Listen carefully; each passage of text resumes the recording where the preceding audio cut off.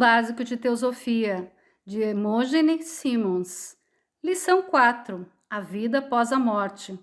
Uma coisa que é de particular utilidade a muitas pessoas que estudam teosofia é que o medo da transição da vida terrena para a vida do além, comumente denominada morte, diminui ou mesmo desaparece. Quando a temem antecipadamente ou a afastam de sua mente, começam a encará-la como uma inevitável aventura para todas as pessoas, uma aventura para a qual podem preparar-se tão inteligentemente como fariam para uma viagem a outro país, colhendo informações e dando os passos necessários para enfrentá-la. Alguém pode indagar se é realmente possível saber o que acontece no sentido da continuidade de experiências. Contudo, uma vez que o conceito teosófico do homem é o de um peregrino imortal com um futuro inconcebivelmente mais longo do que o da vida terrena, da qual pode estar consciente a qualquer tempo, um imenso cuidado tem sido tomado para reunir toda a evidência da continuidade de consciência. Isso é oferecido para consideração, sem pronunciamento dogmático de que é verdade final no assunto. Não há dúvida alguma de que em décadas futuras, investigações científicas nesse setor revelarão muitos fatores agora negligenciados. Além disso, desde que cada indivíduo é individual nesse mundo objetivo, é lógico supor-se que o além-morte apresente aspectos especiais para cada um, embora o padrão geral seja semelhante ao que se passa aqui na Terra. Em uma vida subjetiva que disse ser completamente determinada em características pelas próprias atitudes, pensamentos e ações individuais, e pelo nível de consciência por ele atingido na encarnação que acaba de terminar. Evidência de natureza mais subjetiva do que objetiva, talvez é a generalização da intuição ou instintiva crença na imortalidade da alma. Isso tem persistido através das idades, a despeito das dúvidas e temores que assaltam quase todos, algumas vezes durante sua caminhada. Parece demasiado profundo e universal para estar baseado apenas em um desejo ou esperança efêmeros. É tão básico a natureza do homem como seu anseio para viver, como sua habilidade para esse fim. Pode muito bem ser a maneira pela qual a memória de experiências muito repetidas chega através do novo cérebro físico à psique do indivíduo. É um fato positivo que crianças pequenas frequentemente pareçam lembrar frases de transições passadas, porque não é incomum ouvir-se uma criança dizer "quando eu estava no céu" ou algo assim. A criança ainda encontra-se muito próxima da imediata natureza de experiência, uma qualidade ainda não encoberta nas camadas de ceticismo que se desenvolvem à medida que cresce. Há também o ensino universal dos fundadores das grandes religiões concernentes à existência de uma vida futura.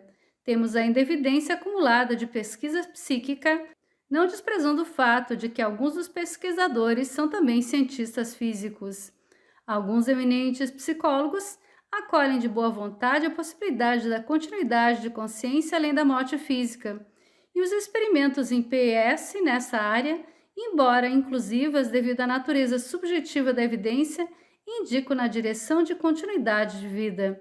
Eminentes clarividentes entre os membros e não membros da Sociedade Teosófica anotaram as suas descrições daquilo que aprenderam através de sua faculdade de ver o que acontece na morte e como são afetados os corpos. Por último, sugere a teosofia a evidência da razão, a operação de leis naturais como a da conservação da energia e da evolução sugere que a experiência do homem não é perdida e de que a evolução espiritual é tão necessária como a física.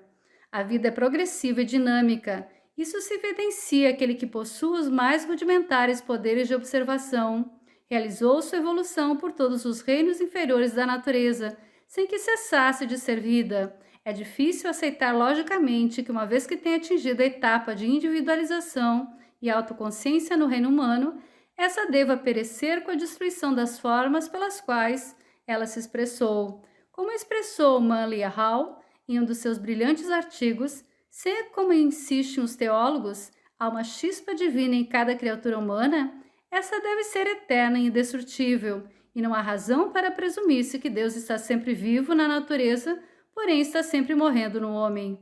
A teosofia, portanto, postula que o homem verdadeiro não é menos afetado pela morte após abandonar seu corpo físico do que o era antes disso.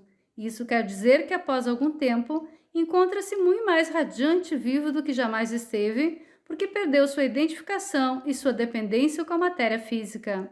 Apenas mente deixou de usar o seu veículo de expressão ou contato com o plano físico. É como se os de comunicação tivessem sido cortados, deixando o receptor morto, embora o que tivesse estado falando através daquele receptor e seja tão vivo como antes. Tampouco, dizem aqueles que investigaram o que acontece, há qualquer diferença em conhecimento ou caráter daquele que ele possuía antes de serem cortados os fios. Ele agora defronta-se com uma antiquíssima aventura que apenas difere em detalhes devido ao que ele construiu em sua consciência durante sua última encarnação.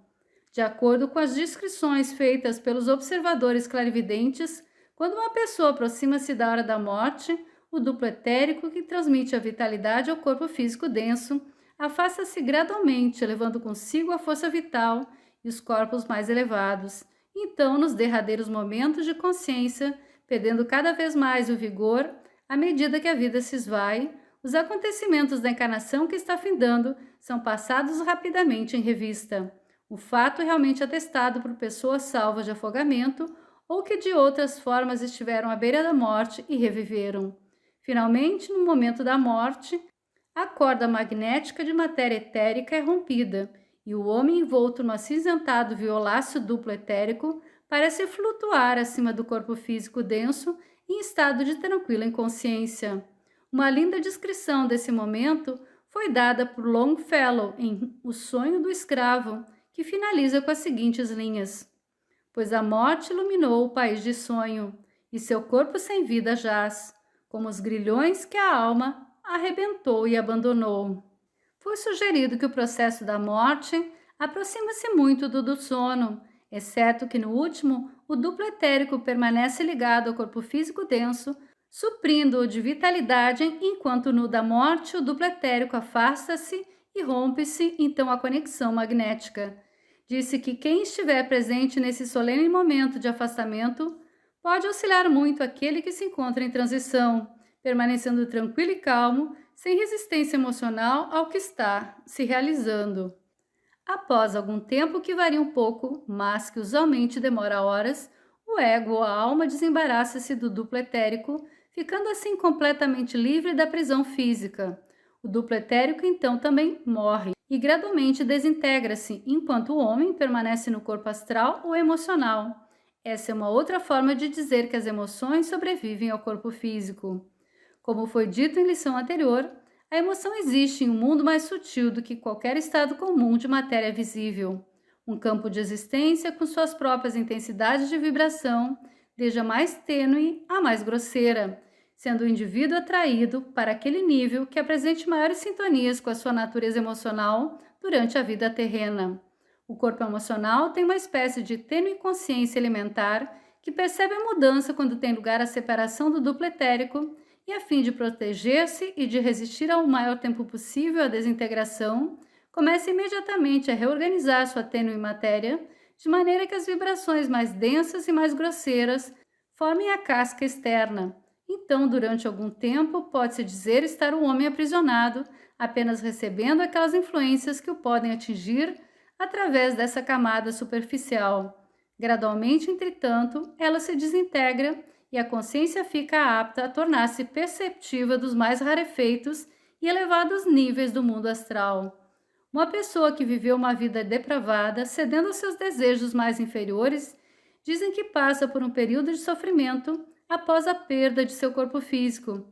Certamente que não há dor física, porém o sofrimento pode ser intenso porque precisa lutar contra desejos para os quais não existe satisfação, uma vez que o veículo para esse fim deixou de existir para ele. Compare-se isso ao purgatório ou à purgação descrita em alguns sistemas religiosos. Obviamente, o indivíduo pode perceber que se encontra no inferno, porém de forma alguma em condições de punição. É meramente o resultado da lei natural, a consequência de causas postas em movimento no mundo físico. O indivíduo de gostos refinados e desejos moderados não alimentará nenhuma dessas emoções intensas, porque mesmo as partes mais densas e grosseiras de seu corpo astral não contêm matéria que vibre naquelas frequências. Dizem que permanece em um sono protetor até que atinja os níveis superiores do mundo astral, quando acorda para levar uma vida muito semelhante àquela que já teve. Porém, o mundo astral não é eterno. Cada homem, por mais vilmente que tenha vivido, é por fim purificado de seus desejos emocionais, das camadas mais grosseiras postas de lado, e ele se encontra em ambiente mais favorável e agradável. Já foi mencionado que cada um dos 7 planos concêntricos, ou planos de um sistema solar, diz se conterem 7 subplanos e, de acordo com as descrições feitas por clarividentes, os mais elevados subplanos do mundo astral são muito semelhantes aos agradáveis aspectos de vida terrena, embora certamente menos materiais. Com o decorrer do tempo, o ego atinge, tendo refinadas emoções e, portanto, as formas de pensamento são mais puras. Certamente nesse nível, não há matéria que possa responder a desejos grosseiros e pensamentos impuros. Há, entretanto, uma grande diferença da vida terrena. Os pensamentos são visíveis e não há possibilidade de engano. A comunicação encontra-se em um nível praticamente impossível de ser compreendida por alguém em corpo físico. O mundo astral tem sido denominado o universo sem obstrução, onde a matéria é tão responsiva que pensar em alguma coisa é construí-la imediatamente, ainda que possa ser dissolvida no instante em que o pensamento cessa. Dizem que os mortos comunicam-se com facilidade com os vivos enquanto esses dormem, mas durante a vigília usualmente não podem chamar a atenção daqueles cuja consciência ainda encontra-se centralizada no mundo físico. Pensamentos amorosos de amigos queridos e preces pelos mortos, quando isentos de sentimentos de depressão, são constantemente uma fonte de auxílio e prazer aos que recentemente passaram para o plano astral. Pesar excessivo por parte daqueles que ficaram, entretanto, proporciona-lhes grande desconforto e pode mesmo atrapalhar seu próprio progresso durante algum tempo. Porém, tal como quando nos mudamos de uma para outra cidade, gradualmente encontramos novas e agradáveis relações, assim os nossos amados que se foram encontram-se em ambiente novo, com ocupações e companhias úteis ao seu crescimento. É razoável a suposição de que a duração do tempo despendido em qualquer dos níveis do mundo emocional dependerá do tempo despendido em atividades semelhantes enquanto estávamos no corpo físico. Os hábitos cultivados, as disciplinas exercitadas, as emoções cultivadas em nosso íntimo são os materiais que dão lugar às experiências astrais. Podemos então dizer que cada um cria seu próprio céu ou inferno. Finalmente, entretanto, o corpo astral também desintegra-se. Com o passar dos anos, o que morreu fica cada vez mais distante do cativeiro de suas experiências físicas, sendo que cada emoção pura contribuiu para a essência do homem real e apenas as grosseiras impurezas se desintegraram. Acredita-se geralmente, pelos relatos dos clarividentes, que de 20 a 40 anos é a permanência média no campo astral de energias e que, quando dele liberado, o ego experimenta novamente uma sensação de liberdade ainda maior do que quando liberto do corpo físico. Isso tem sido comparado com a entrada nos céus, descrita por muitas religiões. A característica especial do mundo céu, os 4 subplanos inferiores ao plano mental, diz-se ser de intensa felicidade. É um mundo no qual o mal e a tristeza não têm lugar, porque já foram resolvidos e deixados para trás nos mundos físico e astral. É também um mundo no qual o poder de resposta às inspirações dos indivíduos é limitado apenas por sua própria capacidade de aspiração. Em realidade, não é um lugar, mas sim um estado de consciência onde as energias foram guindadas a um nível imensamente mais elevado de uma natureza que demanda um novo tipo de contato.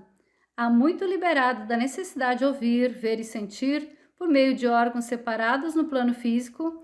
Agora nem sequer tem necessidade das extensivas capacidades do plano astral. Ao contrário, ele sente em si um poder que o capacita a aquilatar cabalmente cada situação. Pensar em um lugar é nele se encontrar, recordar um amigo querido é estar com ele. Equívocos são impossíveis. Encontra-se em meio ao mundo de luz, cor e som sempre mutáveis. Encontra-se em meio ao mundo de luz, cor e som sempre mutáveis, com uma sensação de felicidade indescritível, rodeado de seus amados e capaz de realizar as suas maiores aspirações. Os olhos não enxergaram, nem os ouvidos ouviram, tampouco integraram-se no coração do homem. para conceber as glórias do mundo celestial. É nesse mundo, nesse estado de consciência, que o ego assimila e transforma em faculdades as experiências de sua vida terrena imediatamente prévia. Pode, certamente, usar somente o quantum de experiência que recolheu, não mais, e não pode iniciar novas linhas de atividades, porém, quanto mais amigos tenha, uma devoção, a mais altruística, maior nobreza de caráter, mais tempo necessitará permanecer no mundo céu a fim de assimilar a rica colheita de sua semeadura terrena. E com certeza essa sua fase de transição será muito bela e plena de felicidade. O tal diz: aqueles que adoram os ancestrais vão para os ancestrais. Aqueles que adoram os deuses vão para os deuses.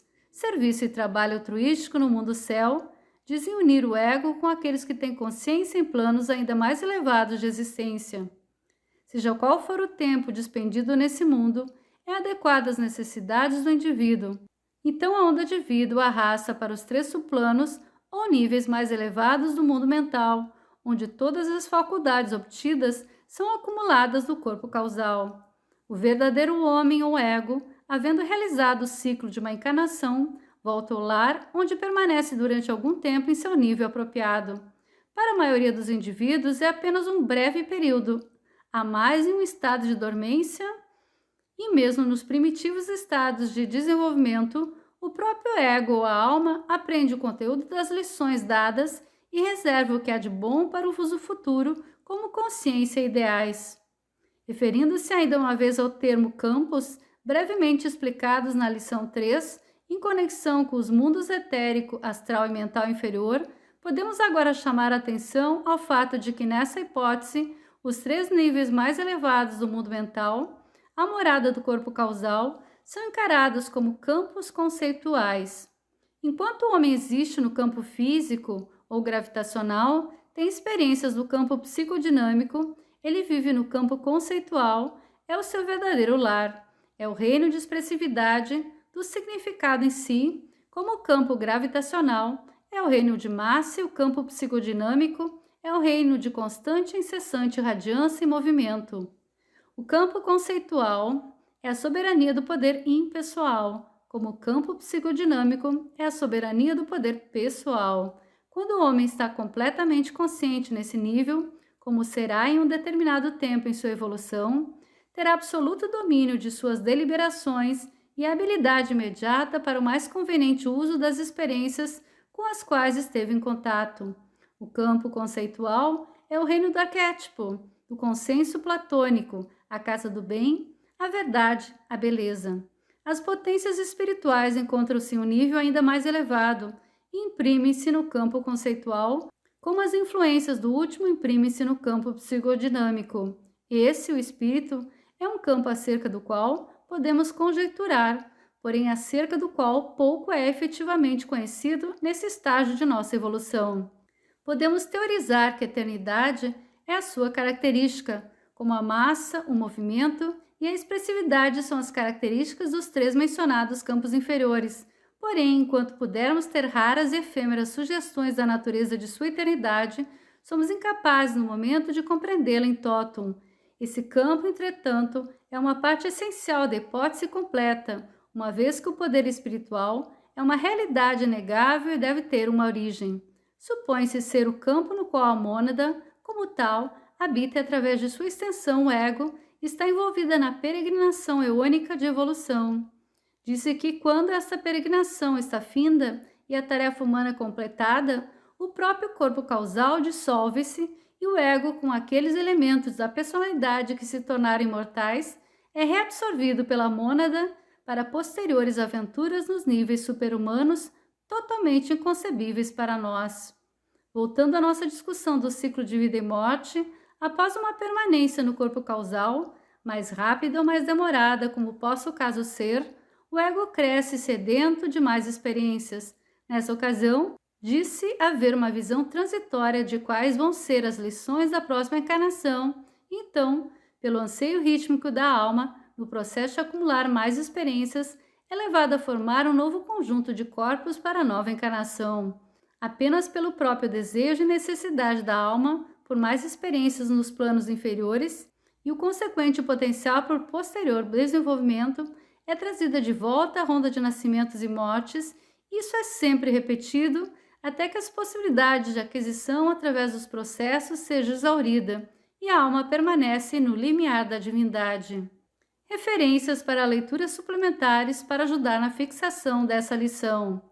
The Transition Called Death, a transição chamada morte, de Charles Hampton. Through Death to Rebirth, renascimento através da morte, James S. Perkinson. Theosophy Key to Understanding, Teosofia Chave para a Compreensão, capítulos 5 e 6, Eunice S. Layton e Felix Layton. Space, Time and Self, o espaço, tempo e eu. Seção 5, capítulo 5, de E. Norman Pearson. The Mirror of Life and Death, o espelho da vida e da morte, Lawrence J. Benedict. Life After Death, a vida depois da morte, de C. W. Bitter. Modern Theosophy, a teosofia moderna, de Hugo Sherman, capítulo 7. A vida do homem em três mundos, de Annie Besant. Questões para debates ou trabalho escrito. 1. Compare as ideias usadas sobre a morte mantidas por muitas pessoas com as ideias teosóficas expostas nessa lição. 2. Enumere as razões e evidências para a crença na vida pós-mortem que calem mais fundamente em sua maneira de sentir internamente. Discuta a frase continuidade de consciência individual, tal como a entendeu. 3. Descreva a compreensão teosófica do processo da morte e a condição da pessoa comum imediatamente após a morte. 4. De que forma o corpo astral ou emocional se reorganiza após a morte? 5. Como explica a teosofia a responsabilidade pessoal de cada um por sua própria condição após a morte? 6. Como está relacionado pela teosofia o nível de vida emocional de um ser relativamente aos vários subplanos depois da morte? 7. Qual deveria ser a atitude mental e emocional de parte dos que vivem para os que são denominados mortos? 8. O que determina o tempo de permanência? A. No mundo astral. B. No mundo céu. 9. Qual o propósito da vida no mundo céu? 10. O que se segue após a vida celeste?